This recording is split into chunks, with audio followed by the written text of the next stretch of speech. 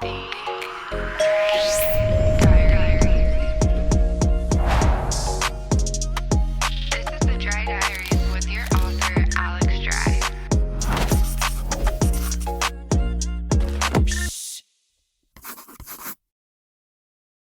Hey guys, welcome back to another entry of the Dry Diaries. It's your author, Alex Dry, and I am here with Dr. Morgan. Today, we are going to be talking about something that I feel like a lot of women have gone through is attachment styles. And as you guys know, the whole month of May is about dating and relationships. I think that this is a huge topic that plays into the whole dating scene. It's something I've been learning about recently, Mm. and I really don't even know the complexity of it.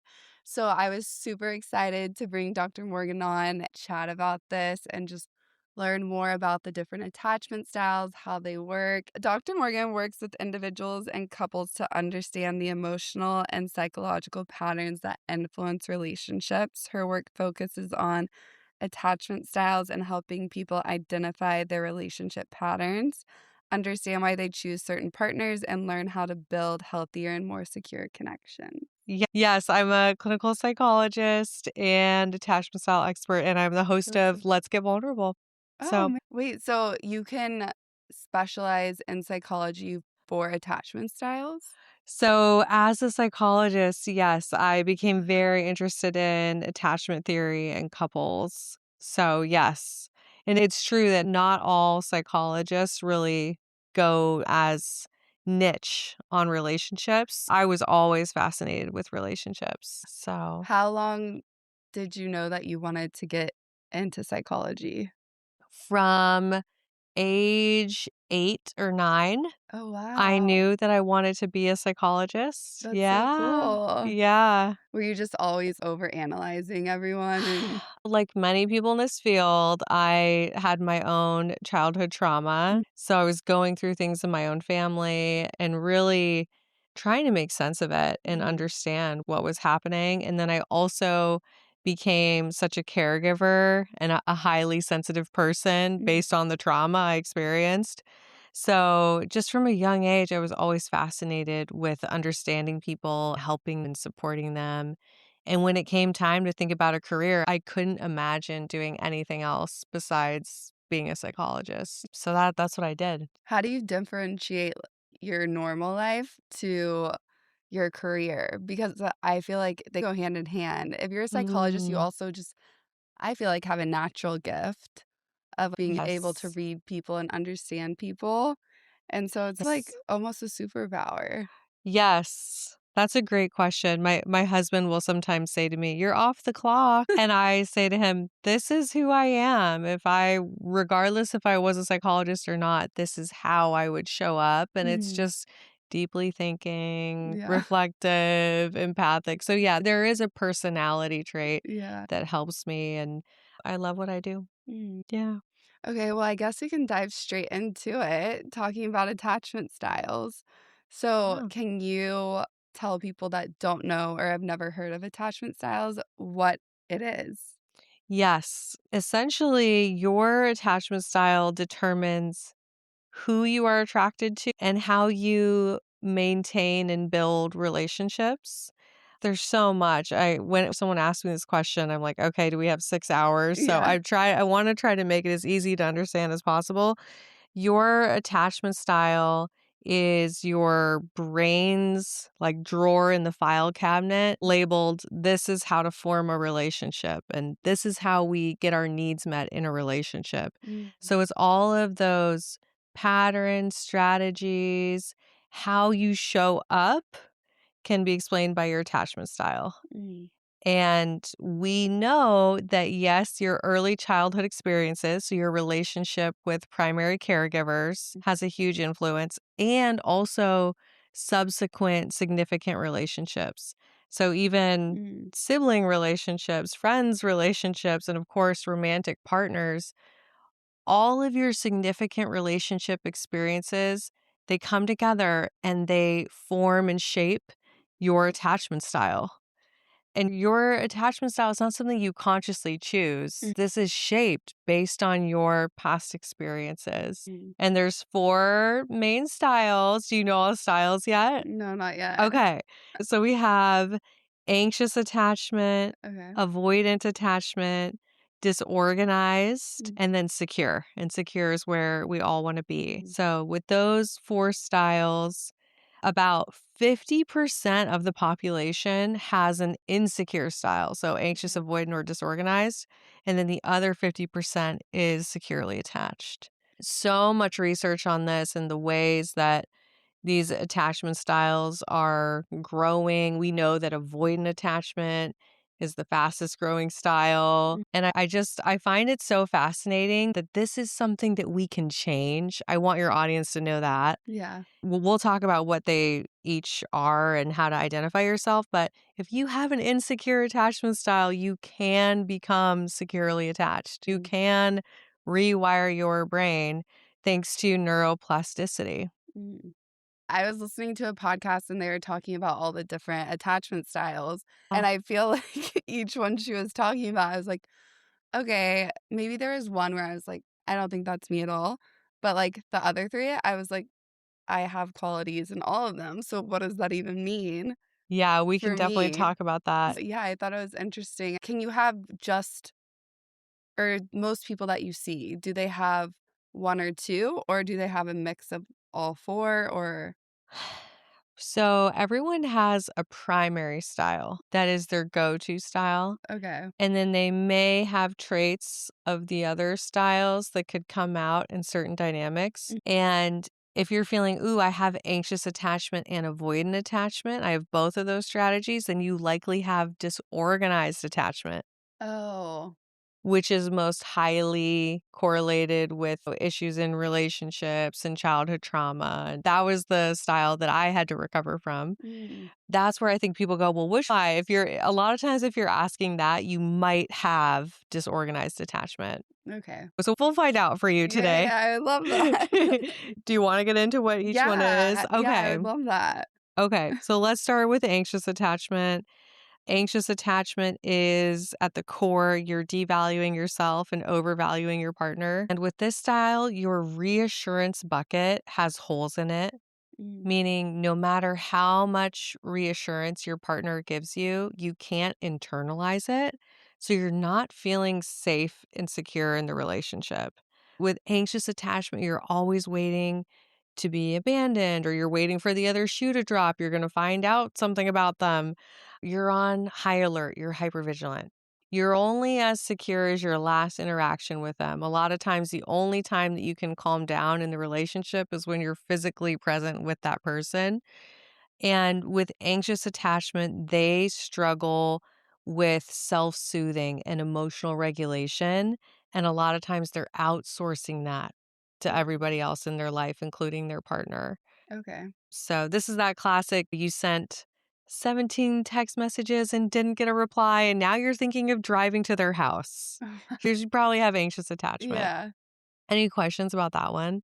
No, I don't think so. People who often have anxious attachment, what does that stem from in childhood?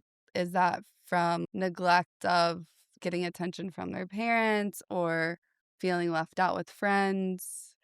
Or, Yeah, yeah. So there's so many different roots of anxious attachment, but of course, emotional neglect, chronic emotional invalidation, mm, abandonment, some kind of relational trauma that they've experienced. Yeah, there's so much there. And I think what's really interesting, you can have 2 people who experience the same childhood trauma, but they develop different coping skills. So you could have 2 people who experience emotional neglect. One develops anxious attachment, the other develops avoidant attachment. All about it's the anxious attachment was the coping skill that you developed because of that relational trauma you experienced. so does anxiety go hand in hand with anxious attachment or not always necessarily? Not always necessarily, Yeah. and it's an unfortunate name in that way, Mm, which is why sometimes people can call it preoccupied is almost a okay. better term, because you can have anxious attachment and not experience generalized anxiety disorder or anything like that. Yeah. Which one did you say that you had to overcome? Disorganized attachment style. Okay. Yeah. Well, let's go to avoidant. Yeah, I'm like, I just was wondering. Well, let's get to it. It's Yeah. juicy. So, with avoidant attachment, this is where intimacy is not safe. Mm, So, with anxious attachment, you're craving the intimacy and you're terrified of abandonment. Mm. With avoidant attachment, you're afraid to be close. mm. So, you develop hyper independence as a coping skill. Yeah, this is me. Yeah, I could tell. Yeah. Yes. Hyper independence with avoidant attachment, it doesn't always feel safe to connect to your emotions because you're going, I don't have time for that. Plus, I don't want to have to rely on other people. I don't want to have to share my emotions with other people. It's easier for me to just compartmentalize. These are the people, classic high achievers, putting work first, Mm, can a lot of times be the rock for everybody else. And then the thing that's hard with avoidant attachment is when you get closer mm. to someone and you're investing in a relationship, that's when some of those sabotaging thoughts come. Oh, but is this the right relationship? And a lot of times with avoidant attachment, there can be this fear of, am I going to mess this up? Am I a good partner? R- i- Intimacy doesn't feel safe and it doesn't feel comfortable. Yeah, Yeah. because as you're explaining it, this definitely resonates with me, but it's almost like it starts out that way and then it goes into anxious attachment almost when it comes to relationships, more Yeah. if that makes sense. Because it's like you finally let your guard down and get close to them. Mhm. Well, now I'm just waiting for something to Yeah. happen.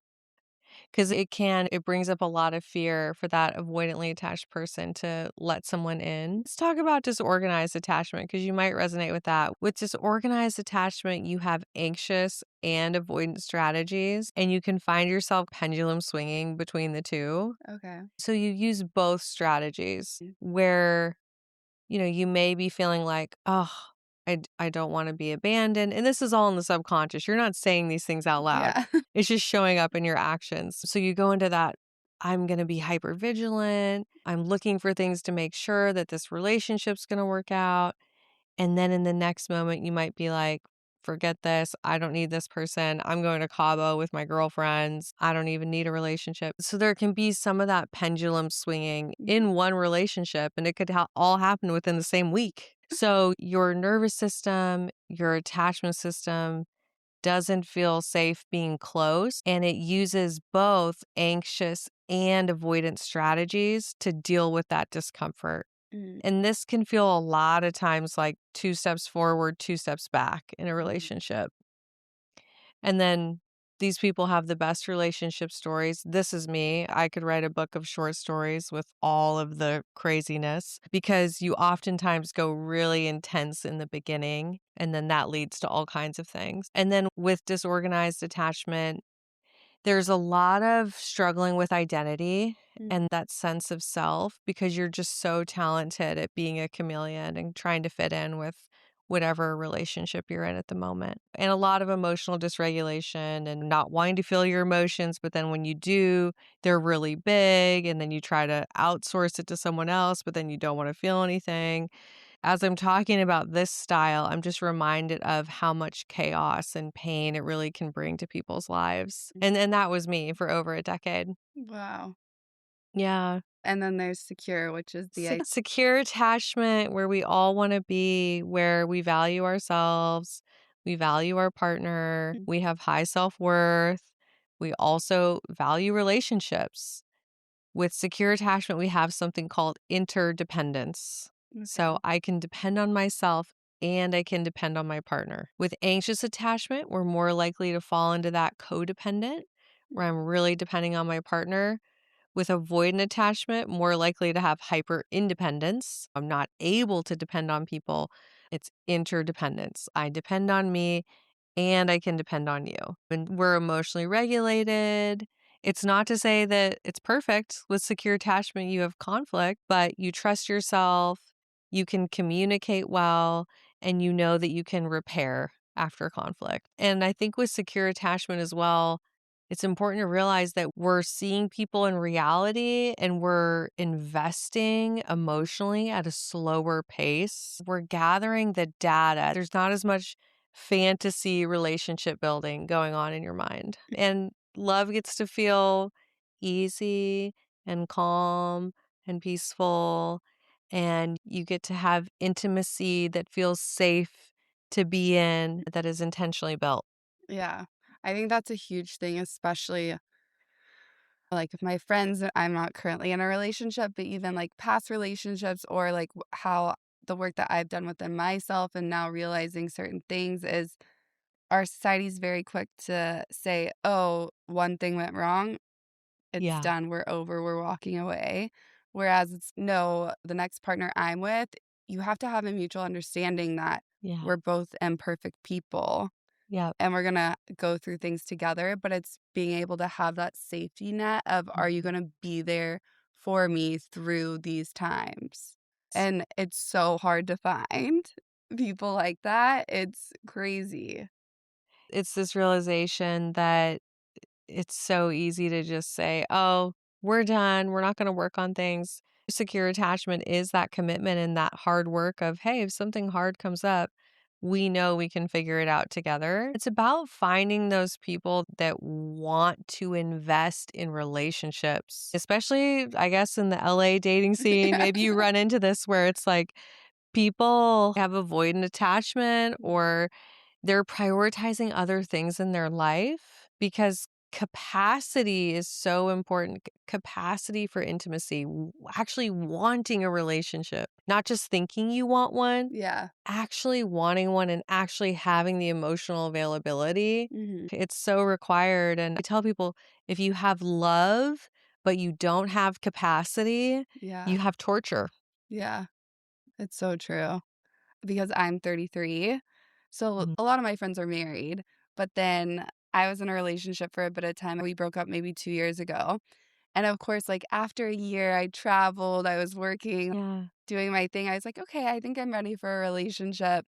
And I sat back and I really realized it. I still feel like I'm on the fence if I'm Yeah. ready or not, but I've always longed for it. And I want to get married. I want to start a family and all these things. But then once that comes up, I'm like, actually, I don't have the bandwidth to really put out and go on dates and put myself out there, which I feel like people see other people getting married and like going on dates and having relationships and they're like, I want that. But it's easy to say you want something, but do you actually have the bandwidth to hold place for that in your life? Which Yeah. isn't something that's not talked about enough, I feel like. Yeah, it's not talked about enough. Yeah. Absolutely. And it's the bandwidth to do it intentionally as well. And I think it's this piece of so then when you say, "Oh, I don't have the bandwidth," then your work is, well, why not? What is the story you're telling yourself about intimacy or about being in a relationship? And Mhm. there's that opportunity to go back to that past relational trauma. What needs to be processed? What needs to be felt through Mm. so that you can then release it so that you're approaching your dating life with a blank slate Mm. because then you have energy for it. It's when we're carrying our past stuff with us that it's, oh, hell no, I'm not going on a date. I think it's that lean in when you don't have capacity. Well, why not? Get to the root of it. Yeah, I love that. Yeah. So, do people usually have one attachment? We touched on this, but do people that you work with usually have one attachment style, or does it change depending on who that they're dating? So people typically have a predominant Mm. strategy. And I actually have a quiz. I'll give you a quiz for your listeners. And you can see what is your predominant strategy. And it can change based on who you're dating. Oh, wow. Yeah, it can. But you typically have one that you're the most comfortable in. And I will say this disorganized attachment can really be confusing to people. And they're like, what am I going to do? And you can go from anxious to avoidant within one relationship, and that can be disorganized attachment as well. Yeah. Is disorganized attachment usually read by people not almost knowing how to read you? Yes, that's a Yeah. good way to describe it. It can feel confusing. And people are like, "Oh, you're Yeah. so hard to read." Yeah. Does that mean you have It disorganized can be. attachment? It absolutely can be. And Okay. I think even being confused by yourself or people saying, "I'm confused, I don't know what's going Mhm. on," those are definitely signs. And I do wanna say this though, that all of us have a percentage of secure attachment. So it's not that I'm fully anxious or I'm fully avoidant. No, you have some secure strategies. Yeah. And the goal is we just want that to be more and more of how you show up. Yeah. Can a partner bring out more of a secure attachment to you? Absolutely. You can have what are called corrective emotional experiences in relationships that help rewire your brain and help you become more secure. My caveat to that is that a lot of people think, oh, I'll just wait for the right person. I'll just wait for that secure person. But then if that person comes in their life, they reject that person. So I like to think you at least got to get started on Mhm. your secure attachment journey and to enjoy your dating life because you deserve to enjoy it. Let's not have the bar so low that we're like, well, I just want to make a relationship work. You deserve to actually enjoy it. Mhm. And to do that, you should be as securely attached as you can possibly be on your own. And then there is going to be some healing that can only take place within a relationship. Yeah, because obviously we're talking about dating and relationships right now, but this also applies to friendships as well. It does. It Yeah. applies to friendships. It applies everywhere. Wow. Okay, I love that. Okay, why do relationships feel magnetic even when they are chaotic? A lot of the girls that listen to my podcast are in their 20s, like early 30s. And so I feel like with dating, it's really easy to meet somebody and like instantaneously you're like, "Oh my gosh, they're so hot. I'm so interested in them." And there's just that magnetic connection. But then maybe 2 or 3 dates down the line, it starts to feel a little bit chaotic because they're not being consistent or texting back or any of those things. This leads me to repetition compulsion. So I'll give you a whole example because I think examples are helpful. There's someone who grew up and her father was emotionally unavailable Mm, and also worked like 70 hours a week. So he wasn't very physically present. So she experienced that emotional unavailability, someone who wasn't present, and she started to develop this template for a relationship. mm, Fast forward, she's in her 20s and she's dating and she keeps dating these emotionally unavailable people who are mm, inconsistent, who she never knows when they're going to show up, who will text her at 1 a.m., YWD. So she's repeating this pattern. And then she's like, okay, I'm going to do it differently this time. Well, she goes out and she's at this event, and there's 99 securely attached people there, all great guys. They're just these wonderful, emotionally available men. There's one avoidantly attached person. Who is she drawn to? She finds that one person, and it is magnetic. And this is repetition compulsion. mm. Your nervous system, your attachment system pulls you to that unpredictable, exciting, Yeah. chaotic partner like a moth to the flame. You are pulled in and you're repeating a pattern, and your unconscious mind is hoping that this time I'll get a different result. Mm. If I'm enough, if I'm pretty enough, if Yeah. I'm smart enough, I'll get this guy to love me. And not only will that feel good in the moment, but it'll make up for my childhood trauma. Mm. Yeah. So that is why that happens. And then, of course, when we go through the breakup, we feel like we're dying. It's Mhm. so devastating. And it's because it's not just about that guy. It's about all of your relational trauma and that pattern being repeated, Mhm. and then your unhealthy beliefs about yourself getting reconfirmed again. So Interesting. that's when you're on the floor with the Ben and Jerry's listening to your breakup songs and crying Uh, for 3 weeks. okay. So how do you break out of the is it The copy paste Why is theory. this so hard for me to The remember? copy paste theory. Copy paste theory. Because you're having all these different relationships, but it's actually just the same relationship over and over. Same guy, different haircut, over and over, copy paste. And the way you break it is you have to go back to the root. You have to deal with the past relational trauma at the root, process it, feel it as your adult, emotionally available self, really allow yourself to, and then completely let it go.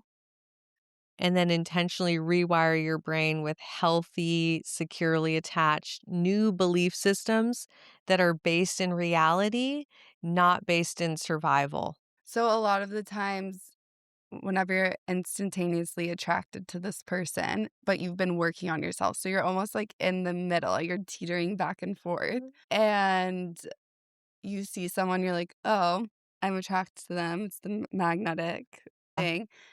Is it better to sit back and reevaluate before exploring that because you are in that middle point of figuring out, or I guess healing is a better word to say. That is such a good question because, of course, you can have chemistry with Yeah. securely attached people. Let's acknowledge that. And when you're healing, it is so hard, I think, at first to tell the difference between, oh, this is my attachment wounding getting activated versus, ooh, there's some flirty, fun chemistry here. Yeah. So that's where, if you're feeling that magnetic pull, slow down. Yeah. You are now in the 5-mile-an-hour speed zone here. Slow down. Do everything you can to slow down. Yeah. Because you have to gather the data. You have to say, oh, there's a reason why my nervous system is feeling this pull towards this person. Yeah. Because I think it's really easy to like fantasize or think 10 steps ahead. Yeah. And well, I guess instead of just sitting back and going through the process.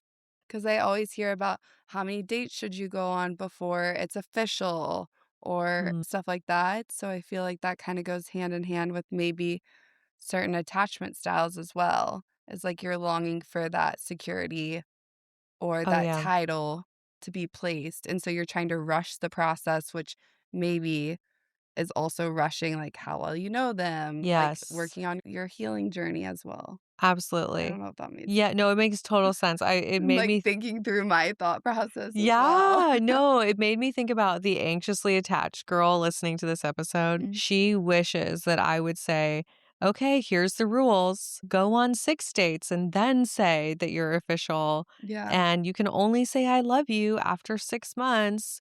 And make sure you don't sleep with them until you've been on 15 dates. Like Mm. the anxiously attached girl, she wants me to give exact rules because she wants a sense of control.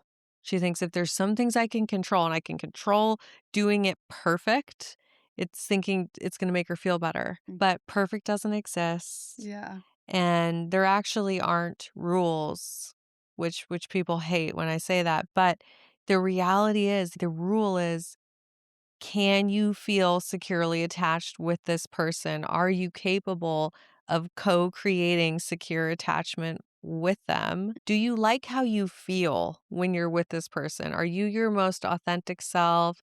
Are you your highest and best self? Can you be open, honest, direct, and have secure, assertive communication? Like those are the things that matter. Yeah.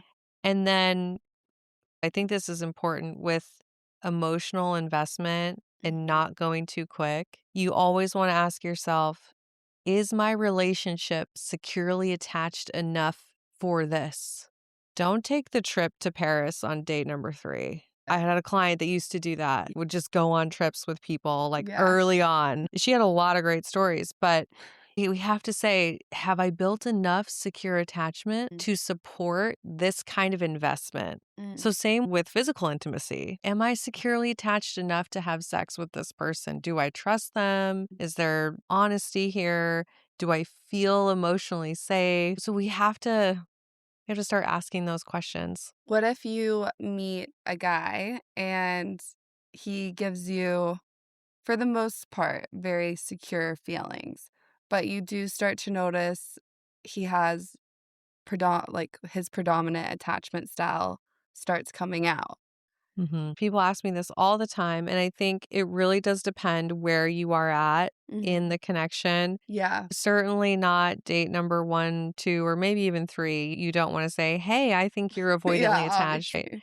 But there's a great way to bring it up, and I always think that modeling is the most powerful thing. So you can say something like, "Hey, I'm learning about attachment styles. I'm finding it really helpful. I'm learning that I have this attachment style and this is how it shows up. I'm curious, have you ever thought about your attachment style?" Yeah, they're gonna be like, "What the hell?" You'd be surprised. Yeah. I think it's and you know what I love about this? It's gathering the data. Are they emotionally available enough? Yeah, I feel like that's very telling if they're very open to receiving that conversation. Yes. Yeah. Because the avoidant in me would be like, not that I would bring it up in that way, but if I internalized and started seeing signs of it, I would just be like, "Let's move on." Yeah. I'd be like, Totally. "Okay, not gonna work out for me." Totally. So I think it's a really good way to gauge, are we able to have conversations about our relationship? Securely attached couples, long lasting marriages, they're able to talk about the health of the relationship. So I think it's a good way to tune into that. So, do you work with individuals as well? Yes, Is it predominantly women or women and men, okay. With the guys, what is the age range? all ages All really. ages? They're 30 to my oldest client was 75. They're Oh, wow. 30 to 75. That's amazing. That's so cool. I feel like guys that are 30, they mature later on, so Yeah. to be 30 and working on that is really cool, but, like, 75? That's Yep. I'm like, "My dad needs to come to you." I love working with my older clients because I hate the myth that it's too late. Like, no, Yeah. neuroplasticity, we can always rewire our brains. We Mhm. always can. Do you like, being a psychologist, do you believe in the power of frequency, manifestation? I love the neuroscience behind those terms. Okay. Yeah, it's true. I think about the term salience, right? Mm, We know that our brain notices in our environment the things that are in alignment with what we believe and what we focus on. That's neuroscience. So I think manifestation and it's all just neuroscience, but labeled in a really fun way. yeah. And I will say, though, where I do struggle with manifestation is when people say, manifest your dream partner. Go write in red ink exactly what you want in a partner and put it under your pillow, and then it's going to happen. Bullshit. No. Yes, I believe in getting so clear on the kind of partner you want, put it on your vision board, but also do the internal work to welcome that person in and attract that person and become securely attached. Yeah, because they also have to be the person or you also have to be the person that is gonna attract them in. Yes. If you're trying to call in someone who's, like, confident, secure, Yes. healed, you also have to be trying to do that within yourself too. Yes. You have to become that person. Yeah, I think that is, like, a little bit taboo with manifesting. That was just a little side thought, my ADD, because I love, like, frequency healing and Yes. manifestation, but I also believe in God, so it's like a mix of the 2, and I love science, so It it's like a all little gets to play triangle. together. Yeah. It's all connected. Yeah. I think where we can not give ourselves everything we need to heal is if we go too all in on one thing. Okay. Well, we're gonna do a little game, quickly, and it's attachment style or just dating, so I'm gonna name a scenario, and you're Okay. gonna say if it's an attachment style or if it's just casually dating. Okay. Cool. Someone takes a few hours to respond and you assume they're losing interest. Anxious attachment. You feel the urge to pull away when someone gets emotionally close. Avoid an attachment. You feel calm and secure with someone, but also slightly bored. That one, it depends. Could be just dating. What would the attachment style that would go with that? If it's 5 years plus into the relationship, that could be the development of the relationship, could Mm, just be where it's at developmentally, totally normal. Could be some avoidance strategies going on. mm, If you're saying that you're bored, a lot of times that can be because there's something that's not right about the relationship or that you want, and mm. you're afraid to communicate it directly. So Oh, you'd rather be bored so you could pull away from the relationship. kinda like disassociate. Yeah, a defense mechanism. Okay. You constantly analyze someone's tone and text. Anxious Anxious? attachment, yeah. You got it. You feel overwhelmed when someone expresses serious interest. Avoidant attachment. You feel extremely drawn to someone emotionally unavailable. Repetition compulsion and anxious attachment. You feel like you constantly need reassurance. Anxious attachment. When someone pulls away, you suddenly want them more. Anxious attachment. Okay. Could be disorganized too, but Going back and forth. Okay. Well, that's all the ones I had. It's like a little quiz for myself too I to love figure it. out which I one is love which. it. Oh, yeah, you're good.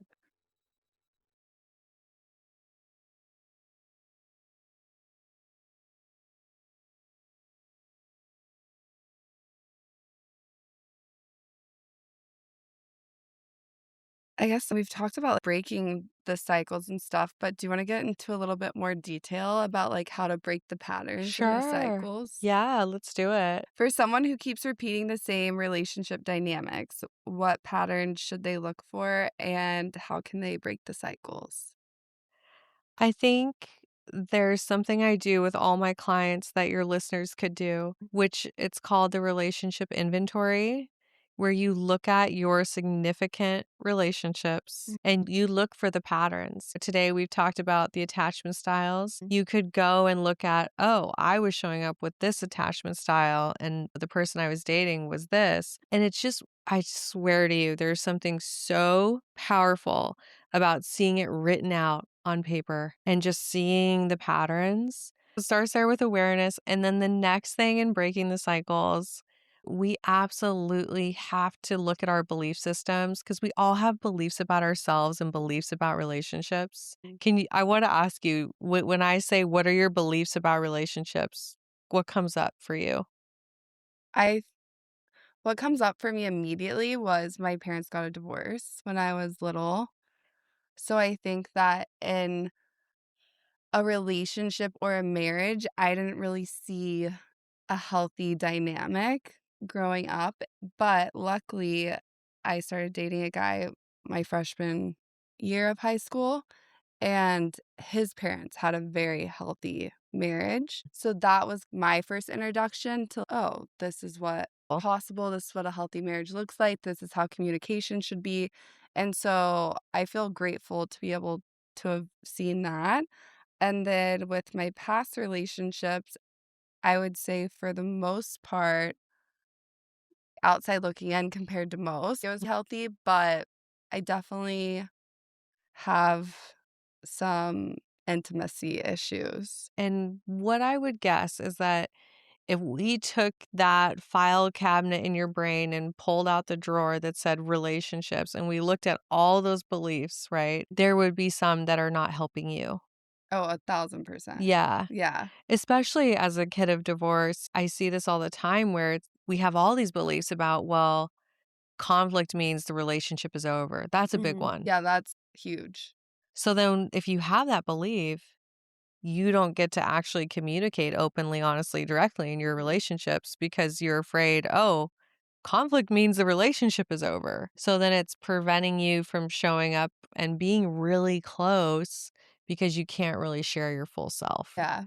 Yeah, and then my last relationship, he was very easy to be like, "Oh, this is a problem, it's not gonna work out." Because black and white. I'm also a very straightforward person. I would address what was going on, down the road was like, "Can I even address this? Because it might cause conflict, and then the relationship is done." Or he just shuts down, Mhm. then which in return causes me to shut down. And so, it was definitely The whole cycle. There's so many beliefs that you're carrying around that Mhm. came from your past For everybody listening, we have to get rid of those because it's determining who you're attracted to and who is attracted to you. It's impacting that. So, rewiring your brain with healthy beliefs that attract and maintain secure love. And then the next thing people have to do is learn how to have that securely attached, calm, regulated nervous system where you're embodying secure attachment and you have different strategies to maintain emotional regulation. But even more important than the strategies, you just start to have that be your default way of being. You're hanging out in secure attachment the majority of the time. So that's so important. And then I always tell people skills. We need to learn secure communication, secure conflict navigation, how to pace our emotional investment in a relationship. So then there's also skills that need to be learned. But with those 4 things, it completely changes your dating life and breaks the patterns. And I've helped over 1,000 women do this now. Oh, wow. And I get wedding announcements and babies and people in healthy relationships. Yeah. And it works. I hope people realize it's never too late. You Yeah. really can completely change how you show up. Yeah. Whenever you're going through these changes and working on changing the patterns and your attachment style, do you think that probably more so at the beginning, you become a little bit more sensitive because you are trying to, your go to is the secure attachment. Mhm. But as you're going throughout your day or even like friends, relationships, it can dysregulate it a little bit. Mhm. And do you see certain people pull that out of you? Like different attachment styles throughout the day or the week, like how your nervous system regulates throughout the Mm. day. Do your attachment styles regulate throughout the day? So it's an interesting question. And I think it's helpful to realize that when we have a calm, regulated nervous system, we're much more likely Mm, to be able to show up in secure attachment. mm, They're not necessarily connected, but they're not the same thing. okay. So the more well taken care of you are, you have a good self care routine, you have that calm nervous system, you're going to be able to show up securely attached so much more easily. And then what two attachment styles repel from one another? Mm. And I would say more so in friendships probably than relationships, but do avoidance and anxious, I'm so glad you asked this. They are so attracted to each other. oh, they're attracted to each other. They're so attracted to each other because they fit each other's beliefs about love. Because the avoidantly attached person says, well, I'm never enough. Relationships are hard work.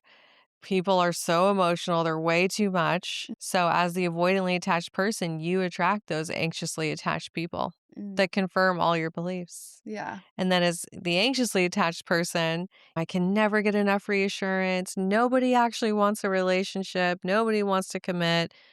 And you attract that person. Mm, So, it's very strong pull between anxious and avoidant.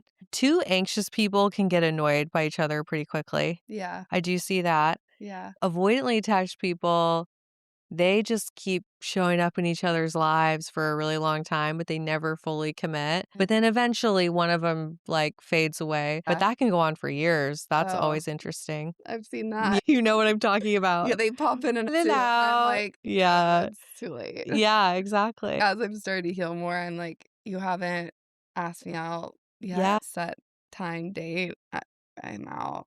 I started doing this new thing where I just block people. It's really Good. bad, but No, I think that's good. There's a place for that. Protect your energy. sometimes you have to because if they just again, I guess it's the avoidant in them, but also in me, I'm like, "I can't handle this anymore," as I, like, start to grow. Yes, you're healing and you're clearing space. Talk to my clients about that you have to close your energy leaks. Even if you're not in communication with someone, Mm, if your energy feels that there's a door open somewhere with a past relationship, it's not good for you. mm. It's blocking the space. It's blocking your emotional availability. So you want to protect that relationship space in your life because it's a sacred space. No one should just have access to it whenever they want to pop back in. So people that find outsources in Mhm. relationships or friendships, whether it's validation through social media, gossiping and trying to get reassurance from friends. There's so many different outlets that you can go to.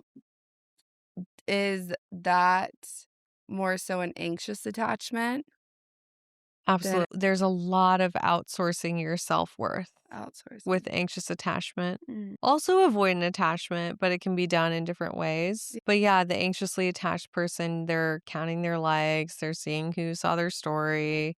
They can really be looking for that external validation to feel good about themselves. Anxious is more external validation, and then Avoidant will avoidant. pretend like they don't need it. Even though deep down they do, but they'll spend a lot of time just being like, "Yep, I'm I good. don't I really don't need it. care. I don't Yeah, care." that's me. So if you are an avoidant, sorry, I'm making this about me right now. But I hope you guys relate. If you are an avoidant, how do you heal that side of you? Yeah, the attachment, the avoidant attachment, or that need or the self-worth piece. The avoidant The avoidant attachment. attachment, okay. Yeah. So with avoidant attachment, it's that same process of we have to go to the root trauma. We have to start there, revisit the root trauma, get that awareness. Where did you learn that it wasn't really safe for you to feel your feelings? That it wasn't safe for you to depend on others? Revisit that at the root, process that. And then it's all about we need new belief systems, right? And baby steps. For the Yeah. avoidantly attached person, it's okay. Can we have you practice reaching out to people? Maybe you start with somebody really safe and you share something emotionally tough and you start having corrective experiences. Oh, it's safe for me to depend on people. They don't tell me I'm too much or they don't abandon me. I can depend on other people and maintain closeness. So it's really about that. What if you have practiced that and continue to practice it, but you see a repetitive pattern of people breaking that trust or not making you feel safe? We attract certain people into our lives based on our past trauma, based on our attachment styles, right? So when you are healing and you are trying to show up differently, if you're going to those people that you attracted, you might get responses that maintain that past trauma. Do you know what I'm saying? So you have to really intentionally, when you are showing up differently, let's go to people who can also show up differently, who can meet you there. Because otherwise, you're going to go, well, my false beliefs are true when they're not. It's just that past version of you that had more of those strategies that weren't helpful, avoidant attachment in your case. You were good at attracting people that liked those strategies that you had. Yeah, that makes total sense because I always say I attract people that are projects. Yeah. The wounded birds. I have friends like that. Yeah. Like, you have so many wounded birds in your life. It's Yeah. so much work. Yes. So when you're trying out new ways of being, go to people who are secure or go to people that it's safe and okay, I can be met with a healing response here. Maybe they're starting from the beginning of their healing journey and it's well, a lot of people that they attracted are in more the anxious space. Then what would your best advice be? But I'll be really honest. I think this is myself and a lot of people I talk to. You can go through a season where your friend group is really small. My friend group now looks nothing like it did Same. 5 years ago. And you have to be okay with that. My friend group's changing and start making space for secure reciprocal relationships, reciprocal being the key word. Start making space, getting to know those people. Okay. Yeah, so, and it's okay to be lonely for a bit. Yeah. So pour into that relationship with yourself, start making space for new people, lean into the people that you do have. Could be family, it could be your mom, it could be your cousin, I don't know, but Yeah. a lot of us have at least one secure person in our life. Yeah, Or nurture that. even like having a coach or a Yes. mentor or a professional Go like to you. therapy. Yeah, go Yeah. do a coaching program, go to therapy. Please don't rely just on AI. I know you guys are thinking about doing that. That's What are not your what I thoughts on that? recommend. You need another human being. You Mm. really do. That's so interesting because from a psychological standpoint, so many people are going to ChatGPT or OpenAI for advice on Yeah. everything, but more so therapy side.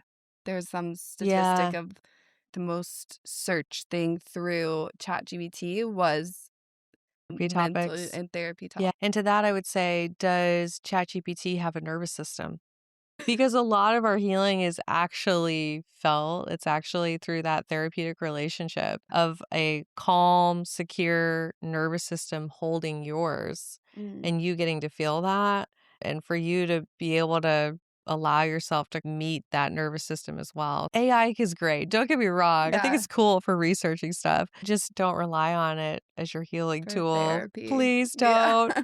There's something different about having a human to speak to, especially like therapists, psychologists, and someone that specializes in certain things. I think that is also important too, is Yes. if like someone that specializes in the nervous system regulation, like I'm going through a course right now for that, and that's like her main thing.